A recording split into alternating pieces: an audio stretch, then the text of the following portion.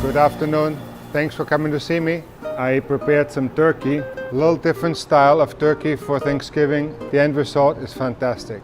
Let's go and have fun. It's usually a little bit larger than you need, but you can always trim it to size. Okay, make sure your station is nice and sanitary. So what I've done is I used the Culinary marinade to marinate the turkey overnight. Simple mix, water, marinade, salt. That's it. Okay. Then just spread out the cheesecloth. Going to be a little extra, but just keep it. It always comes in handy for dusting. Add some scissors. I'm going to season the outside first. It's a mixture of garlic powder, onion powder, pepper, because the salt is already in the marinade, so you really don't need any salt for that. Just put a nice layer on it. And don't worry about my hands. I wash them every 2 weeks if I need to or not. Okay? So today, lucky you, I washed my hands this morning. See, all the bones have been removed. You want to pull your tendons out. Oops, careful.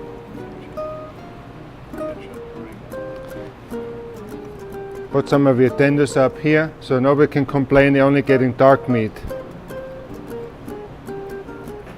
There you go. More seasoning. Okay. In the meanwhile, now I have to wash my hands. I need a sheet pan too. So while the seasoning is seeping into it, we'll go ahead, move to the side for a second.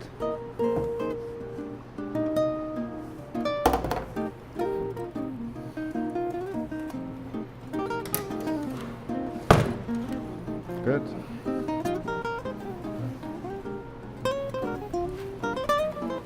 Always sanitize when you work with poultry. It's important. Keep it nice and clean.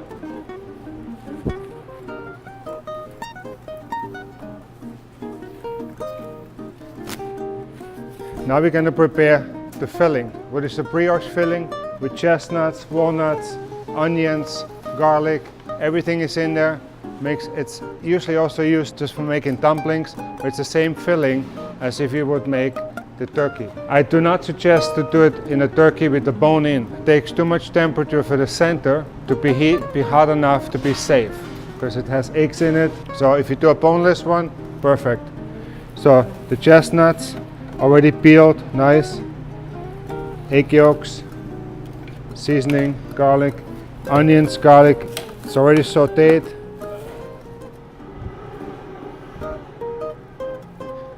Got the brioche already nice cut up.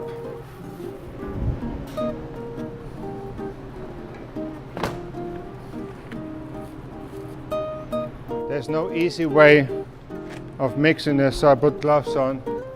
Makes it nice and easy. So it's onions, celery, and garlic already sauteed in butter, and that goes into the filling. We're gonna put all the ingredients into the mix, and then we'll go ahead and fold in egg whites. Okay? So what's the benefit? I'm using a Culinary sauce base here. The benefit I have here, I do not have to worry about putting starches in here, have to cook the cream, get all the stuff going. I just mix it all together. Easy, simple. When you work in our today's kitchen, any convenience at a high level is definitely welcome, because what do we have is labor shortage galore. So brioche, you can take the rind off or not. It is up to you. I think it's a nice brioche, so there's no need for taking it off. Gives extra flavor, the caramelization. Thank you. Got a little bit more than we need here, so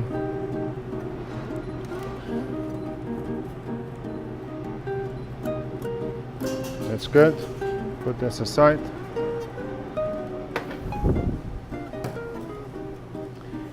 Egg whites already whipped. Just a little pinch of salt, egg whites.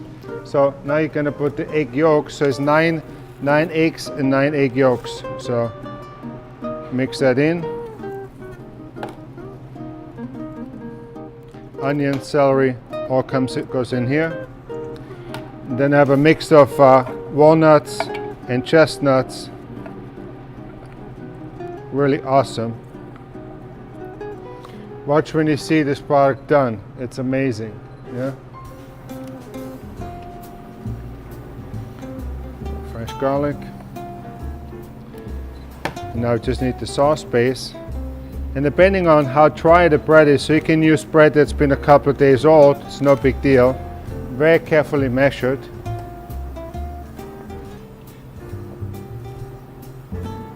You want to mix those items in first because you want to leave the egg whites as fluffy as possible. Right? Just like Grandma used to make it. Love it. A little seasoning. Can I have a little salt, please, guys?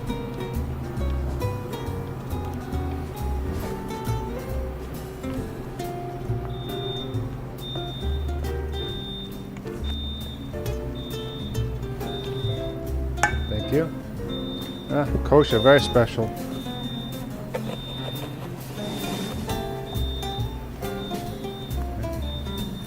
Then you just want to put a little bit at a time of the egg whites in.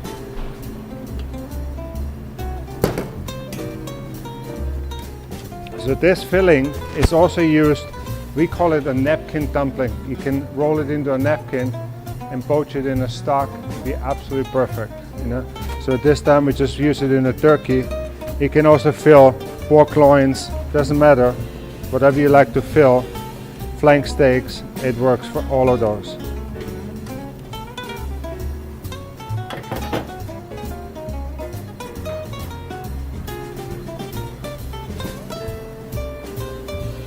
So the turkey should be ready to go.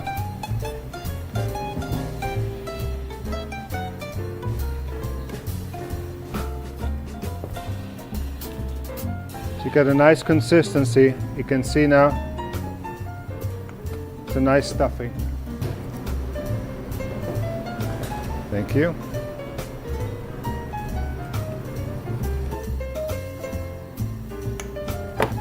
So you want to go ahead and put the filling in.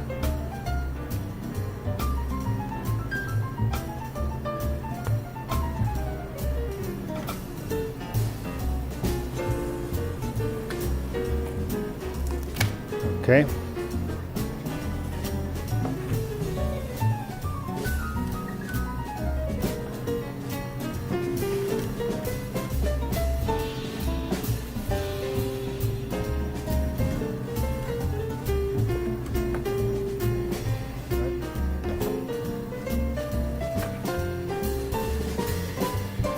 It's a little easier if you do it outside the, pull that sheet pan off.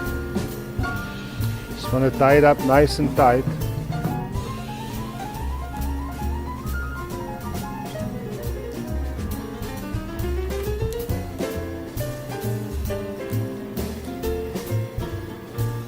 So you want to loop it over a few times so when you pull it tight, it stays nice and tight.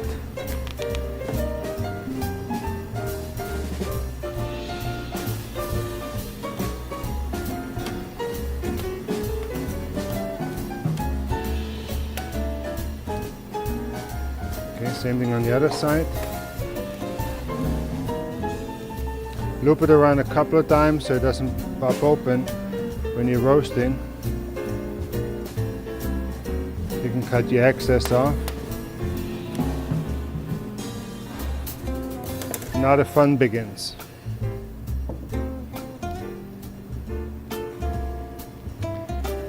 Now you want to tie it almost like, what do you call it, an old-fashioned prosciutto or an old-fashioned salami in the early days. Just want to loop it, bring it over, pull it through.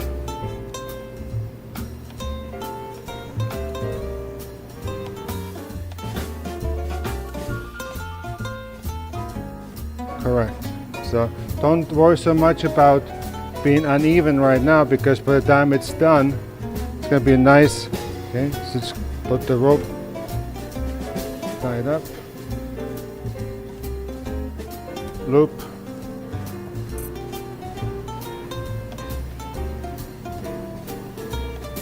then you just flip it over, die. Just put your finger underneath, hold it back, and pull it back out. Right? See, nice. So now you start going all the way around, and making tighter loops as you go. Okay. Next one.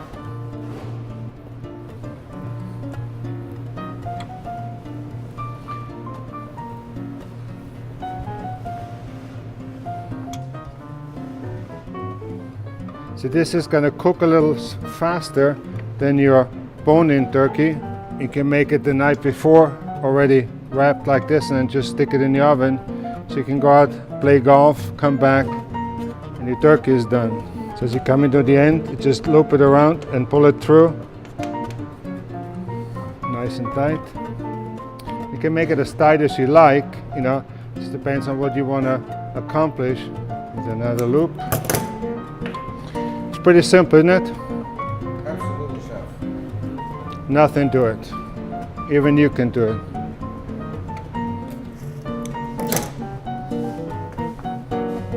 Voila. Now we're gonna go and put on sheep end. We put oil on it. Here your choice of oil is olive oil, sunflower oil, whatever you like.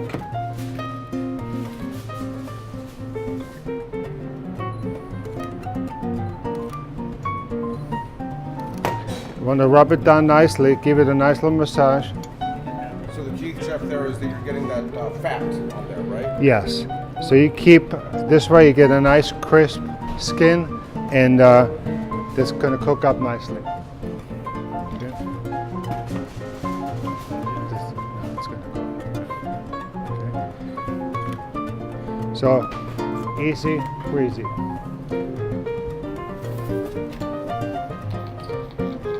So now we got the main thing in the oven. Let's talk about the other items on the menu. Please, Frank, why don't you explain that oven? Hi, you at YouTube. How we doing? I'd like to talk to you a little bit about the oven. This is a combination oven that cooks with steam and moisture and convected air. The unit, this one is designed for half sheets or hotels. We have ones that'll do all the way up to full sheets, roll-ins in all different sizes. The basics on this is fully computer driven, so the chef can design a menu exactly to the products that he's trying to cook. In this situation, I can turn moisture up for a turkey. You guys probably remember your grandmother's turkey that was like the dust of time. This will allow you to moisten it as you cook it. It will stop it from shrinking. It will actually look and weigh about 12% more than a regular convection oven, and the quality will be phenomenal, and you'll see one coming out here very soon that's already been prepared. The oven will do anything from steaming, au gratin, it can do poaching, it can roast, anything in between. One piece of equipment, amazing, you know? The other one I really love is the blend deck. I did all my walnut meal for my cakes, my almond flour, dressing stuff, everything done in there. David, why don't you tell us a little bit about the Aeronox? Sure. So the Aeronox is it's a blast chiller shock freezer. It's one unit that does both blast chilling and shock freezing, but we have additional capabilities where we can go all the way up to 185 degrees. So since we're able to go up to 185 degrees, we can actually do low temperature cooking. We can temper chocolate, well, not quite temper chocolate, we can melt chocolate. We can thaw, we can do pasteurization. There's a bunch of other things that we can do with the unit beyond just the blast chilling and shock freezing. What we've been doing today for all the applications, with the exception of melting the chocolate, was using the blast chilling and shock freezing capabilities. Our units are able to go down to minus 40 degrees. But what we're doing is we're actually putting the air temperature on the sides of the walls to make everything come down to temperature. Since we have the cold on the sides of the walls, it's pulling the heat out, and as it pulls the heat out, it's actually trapping the goodness inside the product. So we're actually getting a better product than what we would do if we traditionally chilled something. So you're going to see, as we're working with the different products, how they slice differently and how there's a little bit more moisture in the product because of the blast chilling and shock freezing that we're doing. I'll pass it on back over to Chef. Okay, thank you. So on the menu, we have the roasted turkey, okay? Of course, with the nice stuffing, brioche, chestnuts, it's incredible. I can smell it already. Gravy is cooking in the back, it's incredible. All the bones I use for taking it out of the turkey, chop them up, roast them in the oven, nice golden brown, incredible. So we also have pork roast. That was absolutely blew my mind when I first time learned about this. Ivy-Soto, not only can it freeze 40 below zero, but it can cook 185 Fahrenheit. So you can do an overnight cook, almost like a sous vide cooking. Incredible.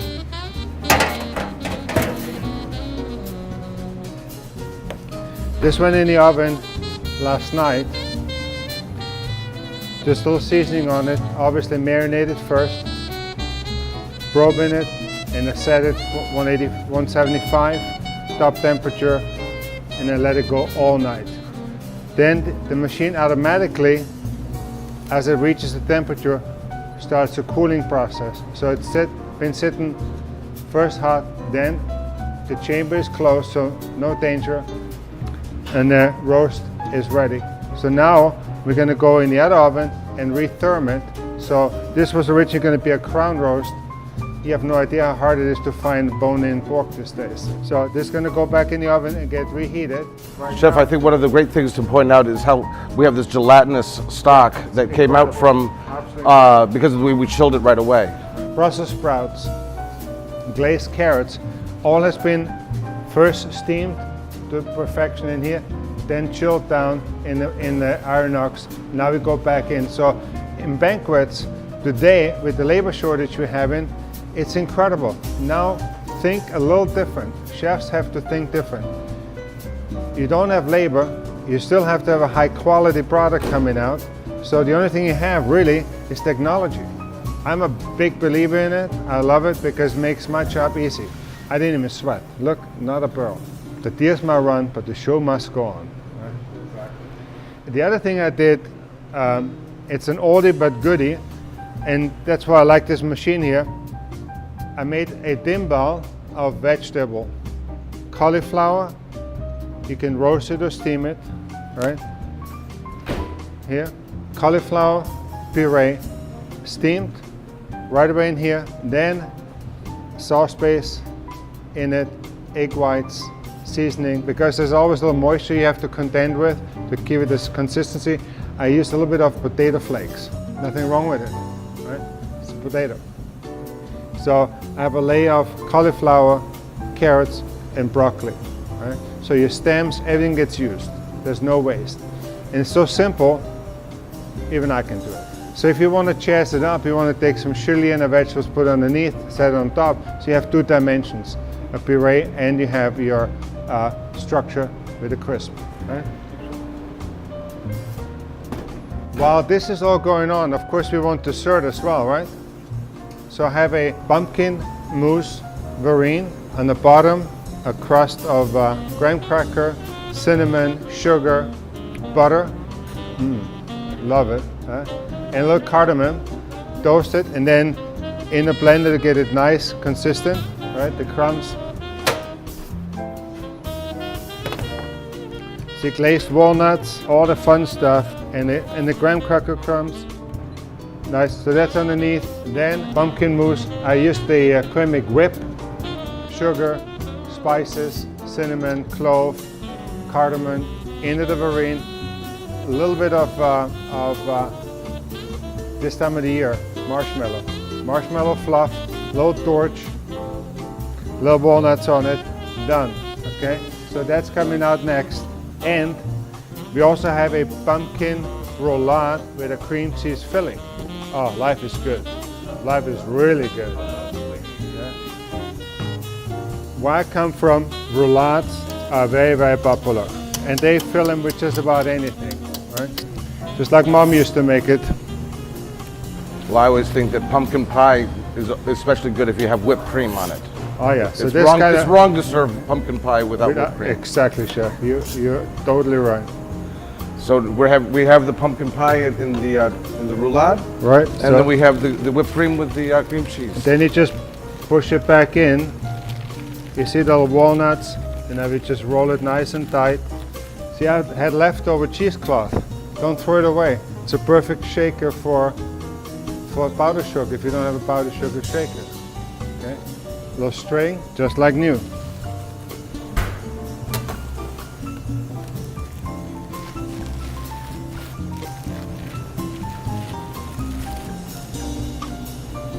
Thank you.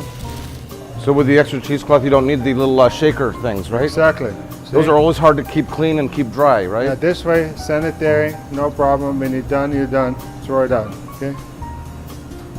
So here you can go, put whatever else, you can pipe some, but it's simple, easy. Put some walnuts on it and you can make it highly elegant, right? Just like Mom used to make it.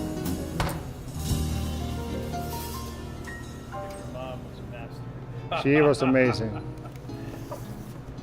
Okay, we'll go ahead and chill that.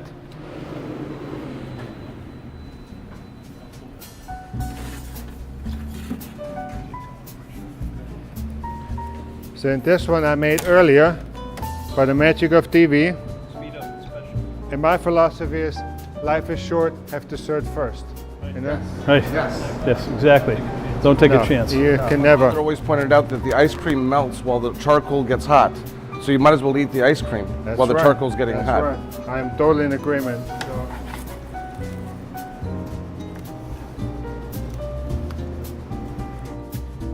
So in the meanwhile, we got all kind of stuff going on in this beautiful BKI oven. So we got the vegetable timbal going on here. We got the pork loin going on in here. We got the Brussels sprouts. We got the roasted potatoes. Oh, life is phenomenal, right? This is the nicest thing since sliced bread. Grab me one of those bad boys over there. They're so light. I used to do catering jobs. And the worst part about catering, you have to schlep. Yeah, I had to hold it down at one exactly.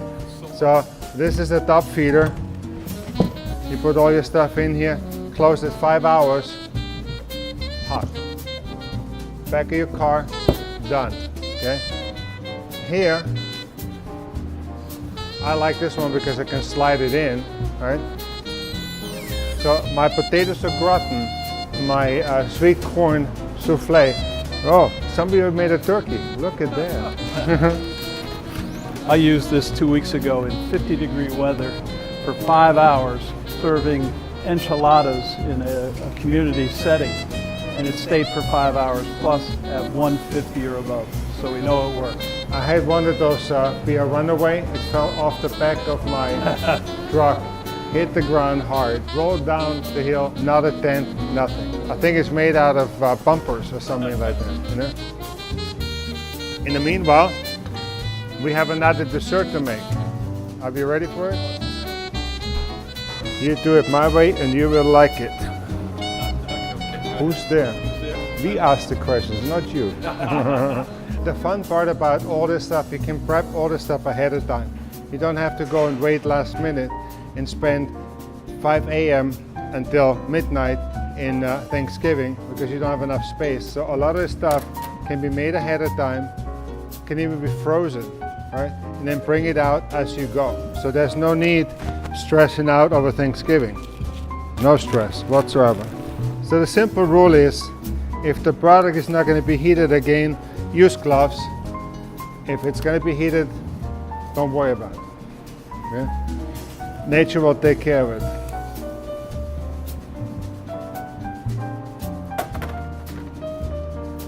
So now you can see how simple this is. I put my cremic whip into the machine. It needs to be chilled. It works a whole lot better when it's chilled. No waste, my favorite. A little bit more. And the magic is happening.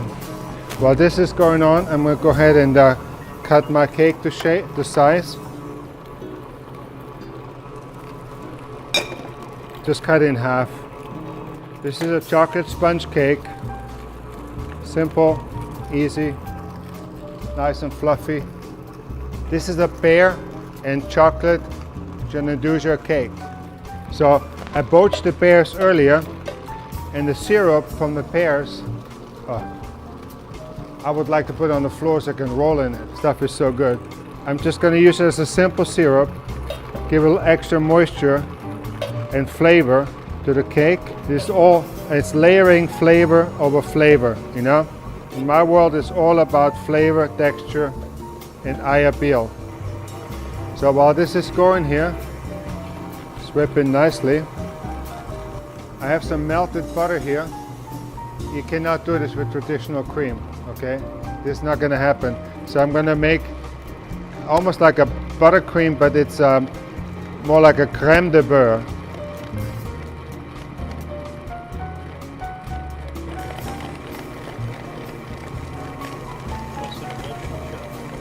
Pardon me? Almost an emulsion. Correct. You're creating a nice emulsion. This would be a very light buttercream. You know, if you want to go and make it Italian, put the meringue in it, right? But you still have a nice buttercream. Then I'll put my sugar slowly into it. You know, today with the labor we have shortage, you have to think differently. You just have to adapt and embrace technology and modern cooking. You know. So I want to scrape it a little bit. You have a little spatula for me, please? Sure. So now, my favorite ingredient, Nutella. I grew up on that stuff. When we were good kids, slice of bread, a little Nutella on it, yeah. We know we were behaving. And you can never have too much of it. There's no such thing as too much. It takes me right back to childhood, you know? If I wasn't live, I would be licking this right now. But we won't. We won't. And now there's another little favorite I discovered when I came to the States. Ghirardelli Premium Ground Cocoa. Oh yeah. To give it a little extra depth in cocoa flavor. I didn't realize they were owned by Lind. It's a Swiss company. Anyway, back on here. Now you can also put alcohol in here. You know, if you're gonna have a festivity, put some rum in it, put some Grand Marnier in it. It's no problem at all. You know, this is pretty simple. Even I can do it. I do a triangle cut. It strengthens my pastry bag a little bit more than a straight cut. So I got 1, 2, 3, 4 points of holding the pastry tip in place. So it's not gonna come out.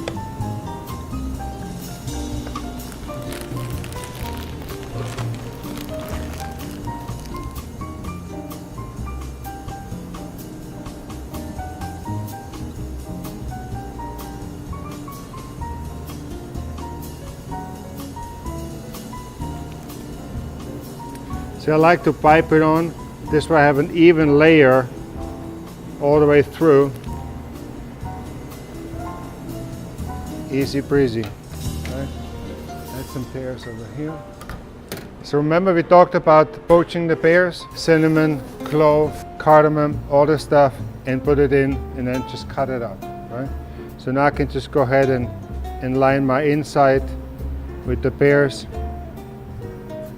Doesn't have to be perfect, so this way everybody gets a nice pear, right? Yeah, it's gonna get exciting now. This is a live show, anything can happen, so I don't take any responsibility. This is a chocolate cake with a Shenandoah and pear filling. Unbelievable. That's the name. So now,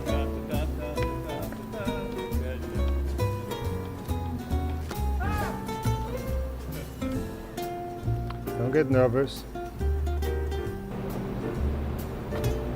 So the frosting is going to go fill in all the gaps. And you can go as fancy as you like or simple as you like. Believe me, your family gets this, they're going to love you forever.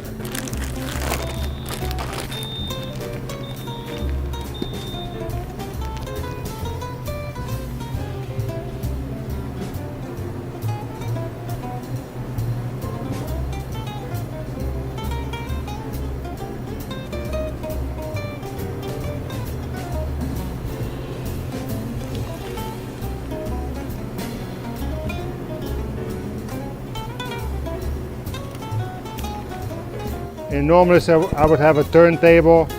I have to improvise a little bit, but like I said, it's a live show. The show must go on.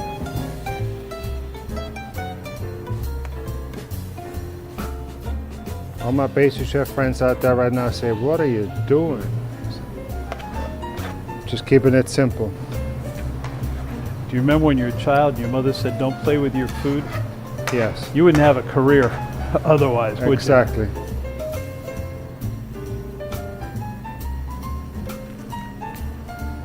Probably going to be just perfect, the amount. Of course. Always. But the thing is, it's only got 15% fat or 19% fat. So it's not like you're eating only frosting. The frosting with all that sugar in it, that's no good. But this, oh my goodness.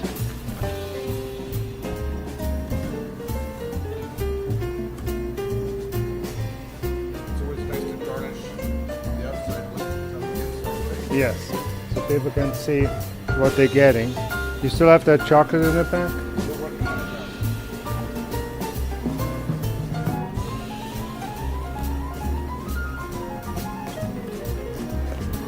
Make it, keep it simple. It's the holidays. Spend time with the family. Don't spend time in the kitchen slaving. And this is a simple solution. We're going to put a bit of chocolate drizzle on here, and then we'll go from there.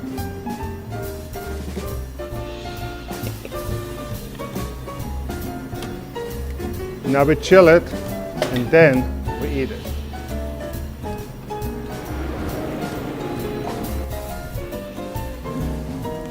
So by magic of TV, chef magic,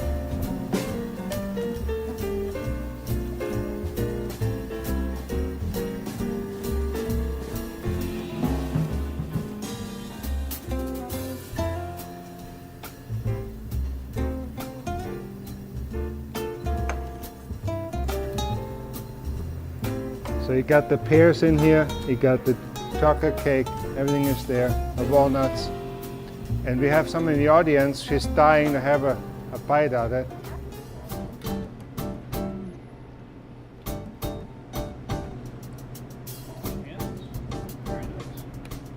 Handlebars. Do not throw, this is liquid gold right here. This is liquid gold. If you happen to get a little bit of string, don't worry about it. It's extra roughage. Just want to go and cut that cheesecloth. See how nice caramelized the skin is, you know. That marinade, so the Culinary marinade, we soaked it overnight, and that's just nothing other than the marinade, what is neutral in flavor, low salt, and water. You can, of course, put your herbs, different things in there if you like. It's all open to you. You're the chef, or you're the home economic engineer. See one of the chestnuts already coming out, wants to see me. Oh my God, it's juicy and delicious, incredible.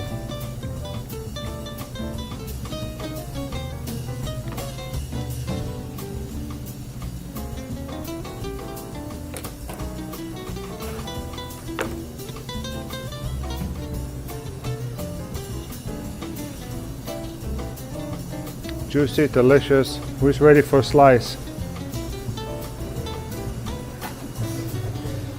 For those of you who are on YouTube, you wouldn't believe the gas. A plate. Please. We're getting around here. Looking pretty.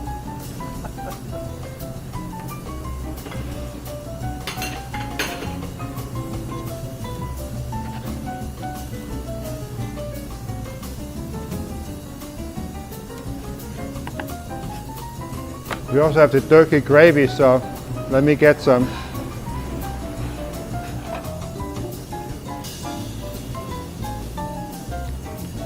Simple, easy, tasty. Why don't you guys knock yourself up?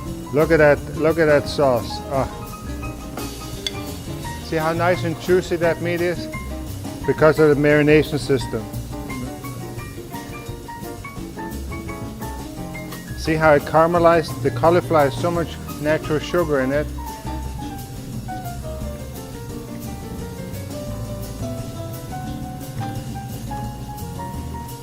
Anybody else? Yes. It's Thanksgiving early, right? I also have Brussels sprouts and stuff, so want some potatoes with it. I got potatoes. We also have roasted cauliflower. You don't want to cut this the same knife with pork and poultry. So yeah, it's basically sous vide without even in a bag. You know, anybody like some pork? 175, and then we put it back in the oven overnight. Yeah. Look how nice and juicy. See the juice is coming out. It's incredible.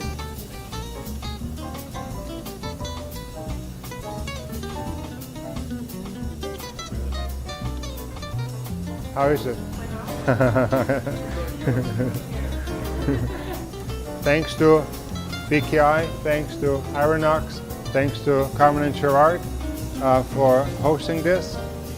Quimic, all the great items I get to work with every day. So thank you, Lord. It's been fun.